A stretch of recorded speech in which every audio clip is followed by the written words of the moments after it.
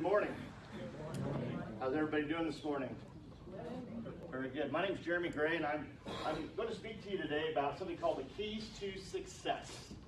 I own my own company called Noble Consulting, and Sean and I have a pretty good relationship, and I want to thank New Horizons for allowing me the opportunity to come here today to share some keys to your success. I know that sometimes we don't know what we want to do when we grow up, so I kind of want to address everybody and say, hey, I want to take you in a snapshot in time and take you a little bit of my story. So when I was a little boy, I wanted to join the Army, and after high school, I did. I served for 22 years, and the interesting thing is I found some amazing people and some amazing things in the Army. Now, in the Army, we also have a certain technique. Whenever a plan happens, we do this thing called a SWOT analysis. A lot of businesses do SWOT analysis. That's where you have strengths and weaknesses, objectives, and threats. And so I want to identify a threat before we dive deep into this story, as well as we jump into some keys to your success. So here's the threat. I hear voices. I'll tell you what, let's put that away for a little bit while you're all thinking about that. And let's go ahead and dive in. TMI, Jeremy, TMI. Right, so in the Army, I spent 22 years in the military, but my career was a little different than most. I actually spent 12 years as a leadership instructor, and kind of how I came to this journey is that I actually had a phone call one day, and somebody said, I think you'd be really good at this job. And I didn't see it in myself.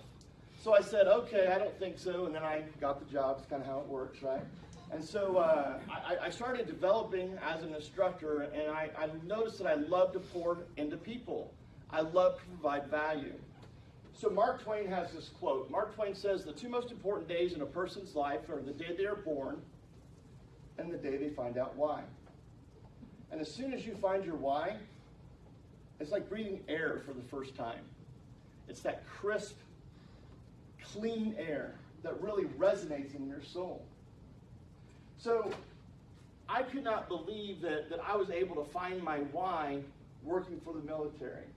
Well, in the military, there's a finite time that you could spend. And so when I found my time, I started going through this questioning period. And I will tell you that as a leadership instructor, I found that I loved to add value. And then one day, I had a former student. He owned his own HVAC company. He had 25 employees, and he had a problem at home with some employees. And he said, hey, and he used my rank, but said, hey, Jeremy, mind if I call you when I get home and talk to you about some of the things that I have going on in my company? Oh, absolutely. I love to provide value.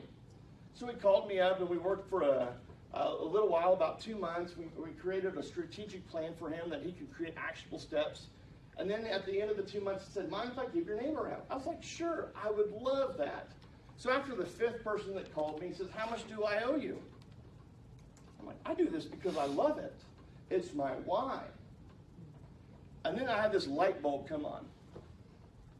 I could do this for a living. I could do this job when I leave the military. Then I started hearing these voices. You can't do this. Wow, right? I look around, I see some of you hear some of these same voices. You don't have a master's degree. You don't have a PhD. What certifications? This stuff only works in the military. I started hearing those voices. And it looks like some of you hear those voices too. So good news is we're not going anywhere other than to find a place to find keys for your success. So I want to talk about the first key. I'll tell you, the keys that I talk about today truly will provide value. But the one I bring up right now is one that could change your life. It's called the key of mindset. Mindset is the key that will open many doors. Now I want to kind of unpack mindset a little bit. I'm an executive director with John Maxwell, and he has the president of the John Maxwell team is a guy named Paul Martinelli. And I will tell you, as a speaker, one of the things you want to do is you want to connect with everybody in your audience. Well, there's 3,500 people in the room, 3,500. And I will feel like when Paul was up there talking, He came off the stage, sat right next to me, and looked at my eyes, and he said these words. And it changed my mindset, and it changed my life. And he said this: the worst excuse is a good one.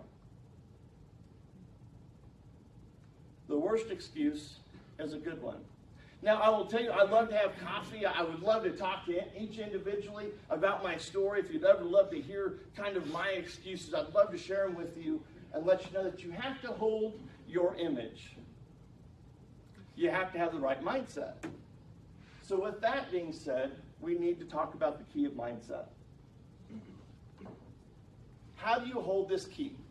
Well, I don't know about you, but whenever you have a mindset, you need to make sure that you have an image. You want to make sure that you have an idea, a plan. Now, in the military, we have another saying that says, no plan survives first contact. Mike Tyson has a better quote. I think it was great. Everybody has a plan until they get punched in the face. I will guarantee you, no matter how well your plan is, you will have a punch to the face. It's where you have to hold your mindset. Now, where do we hold this key? So this key is, I said, one of the most important ones you will have.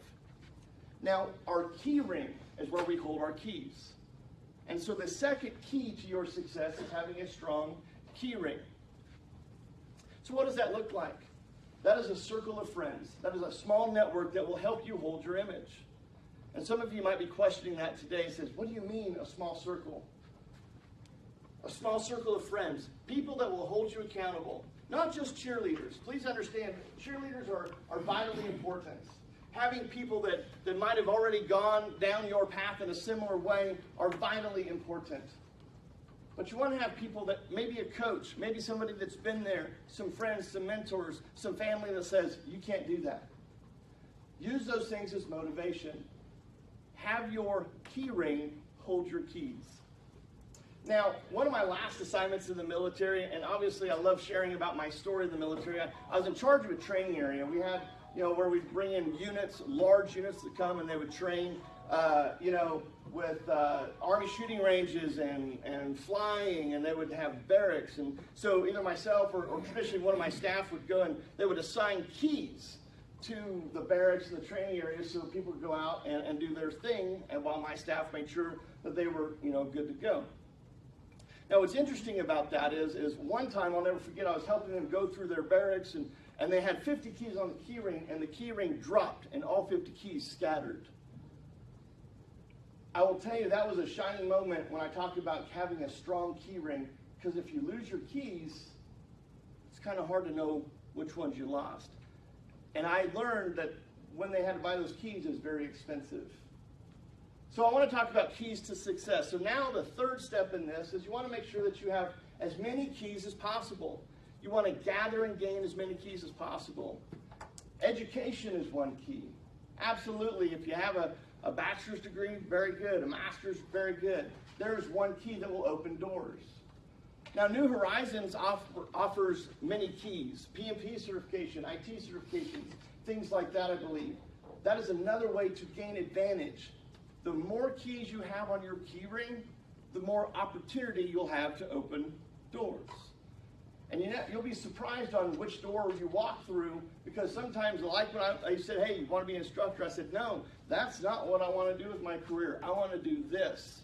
Well, somebody else had an image of me that was stronger than what I could see. Right? So,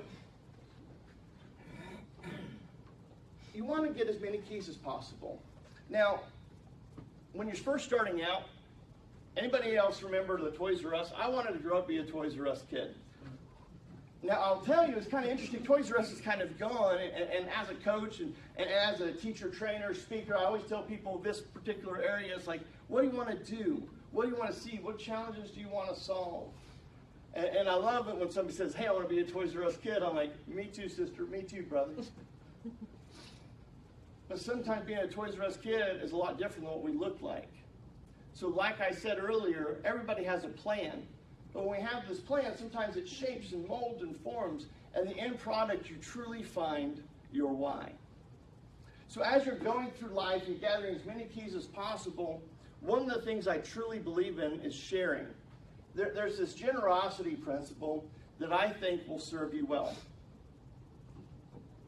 So what do I mean? Has anybody ever had a bad day? Am I the only one that had a bad day? Okay, four of us. The rest of you, let me know your keys to having a great day. Right? But seriously, anybody had a bad week? All right, I'm going to be really honest with y'all. Anybody had a bad year?